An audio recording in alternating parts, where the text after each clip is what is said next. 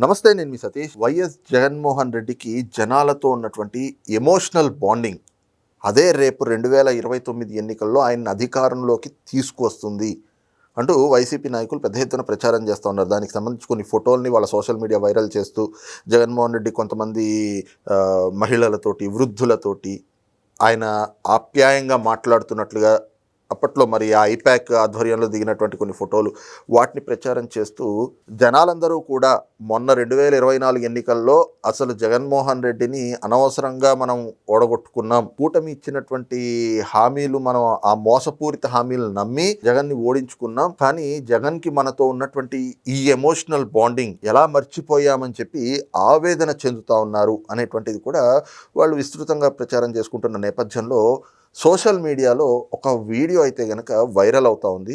ఇప్పుడు ఆ వీడియోని ఒక్కసారి స్క్రీన్ మీద ప్రజెంట్ చేస్తాను.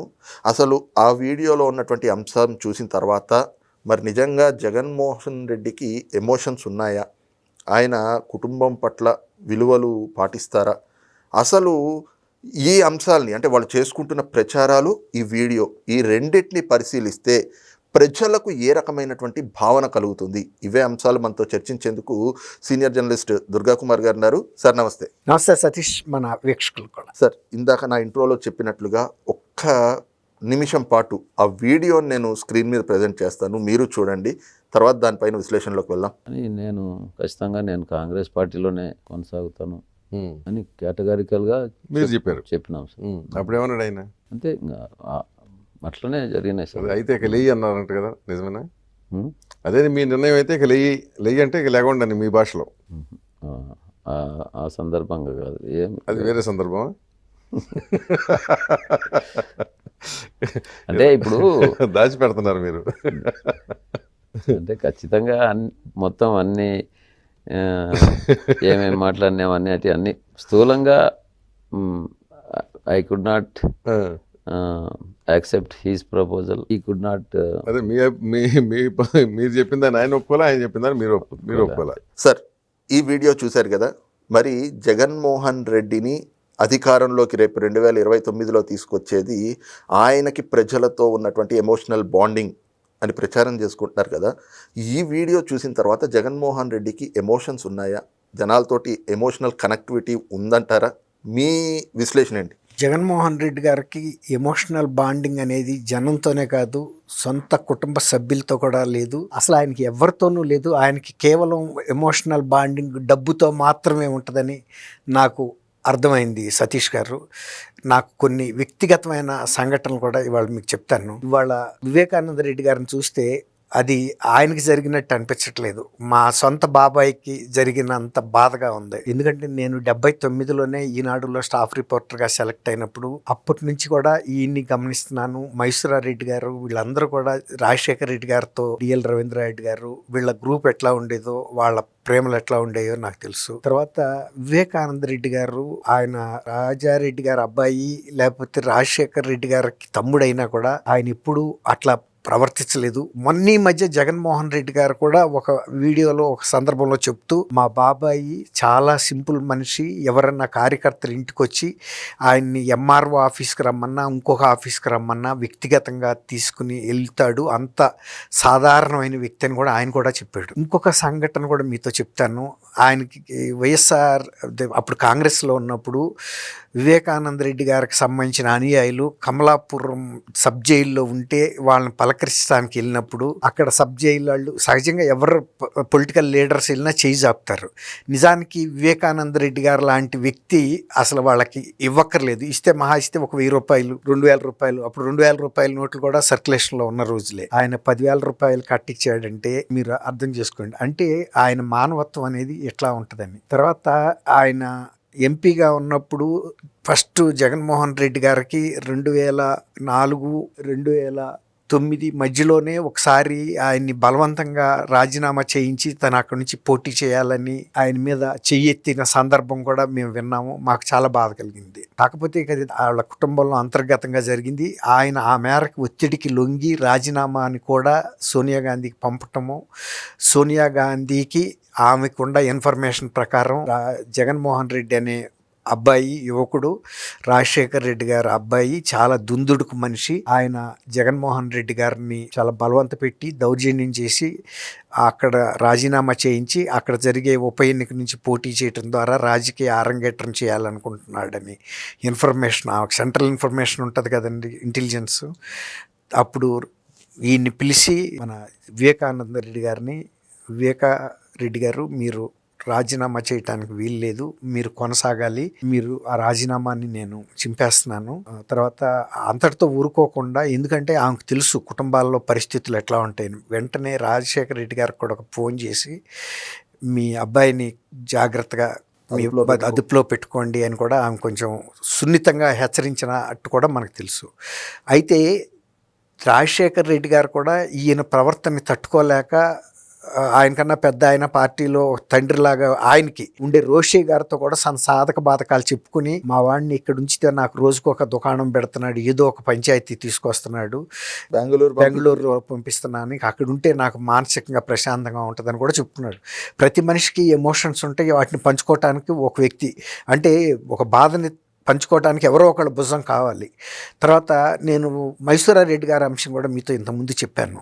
ఒకరోజు యాదృచ్ఛికంగా నేను మైసూరారెడ్డి గారు కాచిగూడ రైల్వే స్టేషన్లో ఒక ట్రైన్ పద్మావతి ఎక్స్ప్రెస్ ఏదో ఎక్కటానికి, నేను కడప వెళ్తున్నాను, ఆయన ఎర్రగుంటల దగ్గర దిగాలి వాళ్ళ ఊరు వెళ్ళటానికి, కలిసి అప్పటికి ఈయన పార్టీలో చేరటం జరిగింది. పార్టీలో ఈయన రాజశేఖర రెడ్డి గారిని రాజశేఖర్ అని పిలవటం మేమందరం సిఎల్పి ఆఫీసుల్లో చూసేవాళ్ళం, పాత అసెంబ్లీలో ఎక్కడైనా. అలాంటిది ఈయన దగ్గర పార్టీలో చేరినప్పుడు మామూలుగా ఈయన బాబు అని అంటే సార్ అనమని అన్నాడంట. అది తెలిసి ఇప్పుడు వివేకానంద రెడ్డి గారు మీరు చూపించిన వీడియోలో ఆయన వేరే సందర్భంలో మిమ్మల్ని లే అన్నాడా అని అంటే కూడా దాన్ని చెప్పలేక ఒక నవ్వు నవ్వేసి ఊరుకున్నాడే కానీ, కుటుంబంలో అంతర్గత విషయాలు, తనకు జరిగిన అవమానం కానీ, తన మీద జరిగినటువంటి దాడి లాంటిది, అసలు ఒక రకంగా నేను నా వ్యక్తిగతంగా ఫీల్ అయ్యేది ఏంటంటే, ఆ రోజే ఆయనకి జరిగింది గొడ్డల దెబ్బ.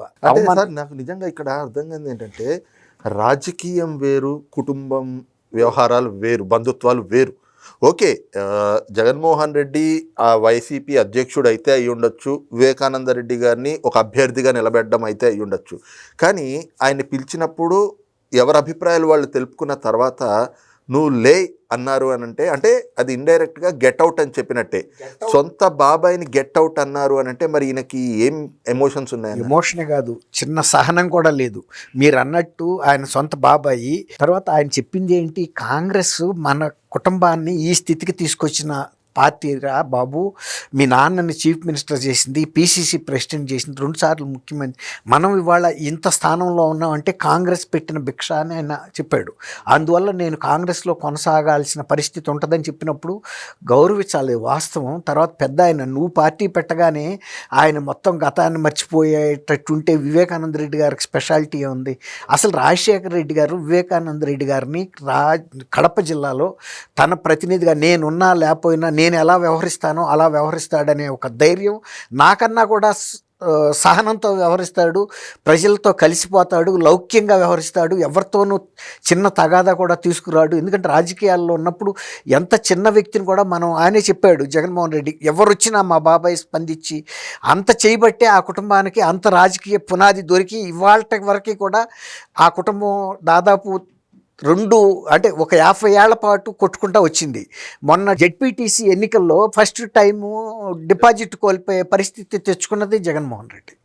అలాంటి వ్యక్తులు ఆయన చనిపోయిన రోజే కడప జిల్లాలో చాలామంది ముఖ్యులు చెప్పింది ఏంటంటే, ఇక ఆ కుటుంబానికి పెద్ద దిక్కు, తర్వాత ఆ కుటుంబాన్ని ఇంత స్థాయికి తీసుకొచ్చిన వ్యక్తి ఇక లేని రోజు ఇక అరాచకమే తప్ప ఇంకొకటి ఉండదు అని చెప్పారు. ఇవాళ ఆస్తుల గురించి కూడా ఏ విధమైనటువంటి రోడ్డుకెక్కిన పరిస్థితుల్లో చూసాం. 16 ఏళ్ల పాటు విజయమ్మ గారు ఓర్పుకు కూడా సహనానికి కూడా పరీక్ష పెట్టాడు. ఆయనకి ఏమి ఎమోషనల్ బాండింగ్ ఉంటుందండి? తల్లి మీద, చెల్లిని వదిలేసేయండి, మేనల్లుడు మేనగోడల ఆస్తులు వదిలిపెట్టేయండి. తర్వాత ఇంకోటి ఏంటంటే, నేను ఇంతకుముందు మీకు మైసూరారెడ్డి గారి ఇన్సిడెంట్ మర్చిపోయాము. అయితే నేను రైల్వే స్టేషన్లో కలిసినప్పుడు అప్పటికి నేను విన్నది ఏంటంటే, ఆయన్ని సార్ అని పిలవాలని మైసూరారెడ్డి గారిని జగన్మోహన్ రెడ్డి హెచ్చరించాడంట. మా మనసు ఇవాళ ఇది చూస్తే ఎంత వికలమైందో అంతే వికలమైంది. నేను ఆయన్ని అడగకుండా ఉండలేకపోయా. ఏంటన్నా నువ్వు అసలు ఆ పార్టీలోకి వెళ్ళటం ఏంటి, నువ్వు రాజశేఖర్ అని పిలిచేవాడు, అలాంటిది నువ్వు బాబు అంటే కూడా సార్ అనమన్నాడంటే మాకే బాధ వేసిందంటే కూడా ఆయన కూడా ఇలాంటి నవ్వాడు తప్ప ఇంకా ఏమి చెప్పుకోలేని పరిస్థితి. ఇవాళ ఇందాక వివేకానంద రెడ్డి గారి వీడియోలో ఎంత బాధాకరంగా ఆయన దాన్ని తప్పిచ్చేశాడే తప్ప ఒకటి చెప్పాడు ఏంటంటే, నేను చెప్పింది ఆయనకి నచ్చలేదు, ఆయన ఇచ్చిన ప్రపోజల్ నేను ఒప్పుకోలేకపోయానని సంస్కారవంతంగా చెప్పాడు తప్ప అతని మూర్ఖత్వాన్ని గురించి కానీ అతను ఈయన్ని అవమానం చేసిన విషయం కానీ ఆయన చెప్పకనే ఒక బాధాకరమైన ఒక నవ్వు రూపంలో చెప్పాడు. కానీ సున్నితమైన మనస్కులు ఎవరైనా కూడా అర్థం చేసుకుంటారు. వివేకానంద రెడ్డి గారి ఆరోగ్య పరిస్థితి కూడా, అంటే అప్పుడు అది బహుశా నేను అనుకోవటం పార్టీ పెట్టిన తర్వాత అంటున్నారు కాబట్టి 2019 ఎన్నికలకు ముందు అప్పటికే ఆయన కాళ్ళు చూస్తే, ఇప్పుడు నేను ఇవాళ క్లియర్గా చూస్తే మీరు చూపించిన వీడియోలో కాళ్ళు కూడా నల్లగా అయిపోయినాయండి. అంటే బహుశా ఆయనకి షుగర్ ఏదో కొంచెం బాగా తీవ్రమైన అనారోగ్యంతో ఉన్నాడు. అలాంటి వ్యక్తిని ఆ రకంగా ఇక నువ్వు వెళ్ళమన్నాడంటే ఇప్పుడు పార్టీలో జారకపోతే ఇక బాబాయ్ కాకుండా పోయాడా? అదే కదా. ఇప్పుడు కొన్ని అభిప్రాయ భేదాలు ఉంటాయండి, కానీ ఏ పార్టీలో ఉన్నా బాబాయ్ కదా. రేపు ఏదన్నా సాధక బాధకాలు వచ్చినప్పుడు చెప్పాల్సిన వ్యక్తి, నిన్ను గైడ్ చేయాల్సిన వ్యక్తి, నీకు ఏ ఆపద వచ్చినా, ఆయనకి ఏదో ఆపద వచ్చినా కూడా వెళ్ళాల్సిన మనిషి నువ్వే కదా. ఆయన మగపిల్లాడు కూడా లేడు, నిన్నే మగపిల్లాడని పెంచాడు.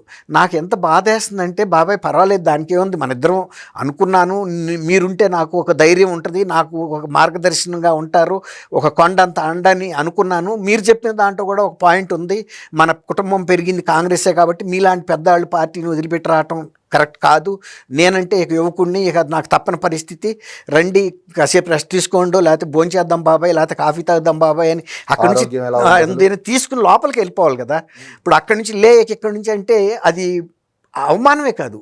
ఆయన 2019లో జరిగిన గొడ్డల వేటు కన్నా కూడా అదే మొదటి గొడ్డల వేటుగా నేను భావిస్తున్నా. ఎందుకంటే అది చిన్న మాట కాదండి. వివేకానంద రెడ్డి గారు లాంటి సున్నిత మనస్కుడు, ఉన్నతమైన వ్యక్తిత్వం, అన్నకి తమ్ముడిలాగా, రాముడికి లక్ష్మణుడిలాగా ప్రవర్తించి ఆ పార్టీని, ఆ కుటుంబాన్ని ఆ స్థితిలో ఉంచిన వ్యక్తిని ఆ రకంగా నిర్మోహమాటంగా ఏమాత్రం బాండింగ్ లేకుండా అతను ఎవరో బయట వ్యక్తి కూడా మనం పిలిచి ఆ ప్రపోజల్ సక్సెస్ అవ్వకపోయినంత మాత్రానికి నువ్వు వెళ్ళమంటావండి మనం?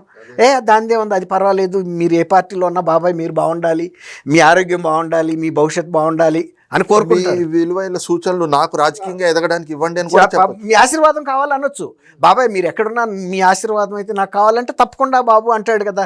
అలింగనం కూడా చేసుకుంటాడు, ఎందుకంటే ఆయన మనసు అలాంటిది. తప్పకుండా ఆయన కళ్ళ నీళ్లు పెట్టుకుని అలింగనం చేసుకునేవాడు. నాకు పరిస్థితి అనుకూలించకపోయినా నా అన్న కొడుకు బాగుండాలి, ఎందుకంటే ఆయన అస్తమిస్తున్న సూర్యుడు, ఈయన ఉదయిస్తున్న సూర్యుడు.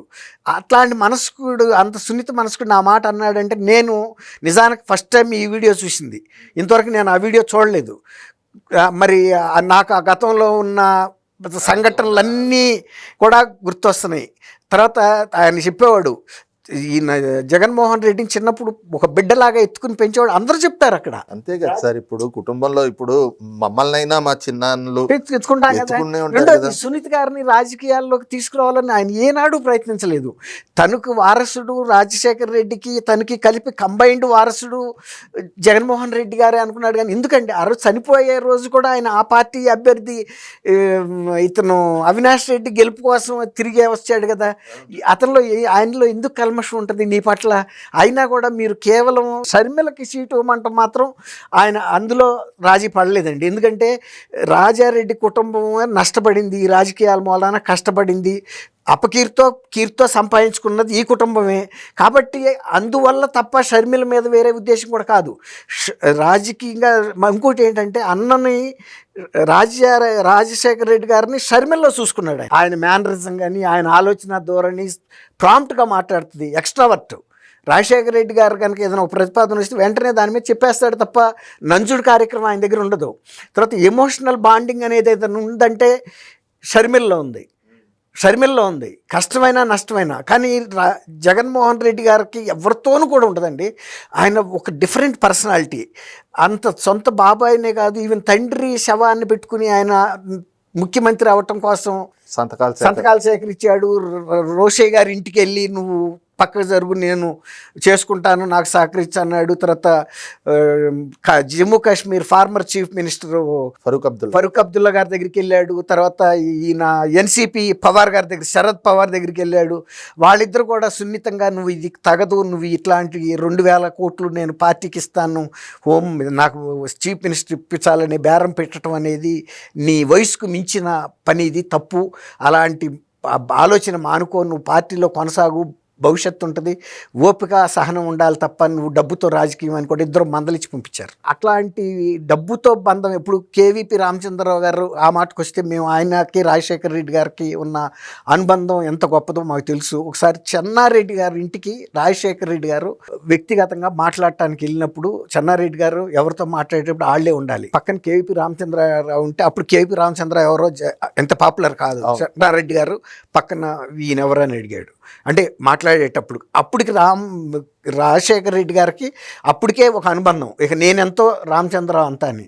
అప్పుడు ఆయనతో చెప్పాడు, నా ఆత్మ అండి అతను, మీరు దాని గురించి ఆలోచించక్కర్లేదు, మీరు ఓపెన్గా మాట్లాడండి, ఏదైనాను నాతో మాట్లాడితే ఎంత సీక్రెటో పక్కన రామచంద్రరావు ఉన్న అంతే సీక్రెట్, డాక్టర్ నా క్లాస్మేట్ అని చెప్తే అప్పుడు ఆయన ఓపెన్ అప్ అయ్యాడు. అట్లాంటి ఎమోషనల్ బాండింగు రాజశేఖర్ గారికి ఉంటుంది, షర్మిల గారికి కూడా అట్లాంటిది ఉంది. మరి ఆ రోజున అంత పెద్ద ఆయన్ని ఆ రకంగా మాట్లాడినా కూడా రాధాకృష్ణ గారితో ఏబిఎన్ దీంట్లో ఆయన ఆ విషయాన్ని కూడా బయటికి చెప్పకుండా దాచుకున్నాడంటే, ఆయన సంస్కారం, కుటుంబం పట్ల బాధ్యత, అన్న కొడుకు అనే ఒక ప్రేమ, ఆయన తప్పుగా ప్రవర్తించినా అతని వ్యక్తిత్వం దెబ్బతినకూడదు ప్రజల్లో అని ఆయన బాధని మింగిన తీరు, అది ఆలాహలం కన్నా విషం కన్నా కూడా కష్టమైన విషయం. అయినా ఆయన చాలా సున్నితంగా మింగేశాడు, శివుడు మింగాడు అంటారు చూసారా. అక్కడ కుటుంబ సభ్యుడు, సొంత చిన్న అన్న, తండ్రి లేడు జగన్మోహన్ రెడ్డికి, తండ్రి తర్వాత ఆ స్థానంలో ఉన్నటువంటి వ్యక్తి, అలాంటి వ్యక్తి పట్లే జగన్మోహన్ రెడ్డి ఇంత కర్కశంగా వ్యవహరించినటువంటి వ్యక్తి రాష్ట్ర ప్రజలతోటి ఎమోషనల్ బాండింగ్, ఎమోషనల్ కనెక్టివిటీ ఉంటుంది అని అంటే అనుకోవచ్చండి, ఆయనకు ఉండదండి. ఇంకోటి మీరు ఇక్కడ అన్నప్పుడు, ఆయన తండ్రి తర్వాత తండ్రి స్థానంలోనే ఉన్నాడు, తండ్రి లేని బిడ్డ జగన్మోహన్ రెడ్డి రాజకీయంగా ఎదగాలి. అందువల్ల ఆ ప్రోగ్రాంలో కనుక ఆయన జగన్మోహన్ రెడ్డి ప్రవర్తన విషయంలో చిన్న హింట్ ఇస్తే కూడా అతనికి రాజకీయంగా దెబ్బ తగులుతుంది, ఆ బాధ ఏదో నేనే పడాలని ఆయన ఎంత సంస్కారవంతంగా దాన్ని దిగమింగుకున్నాడు.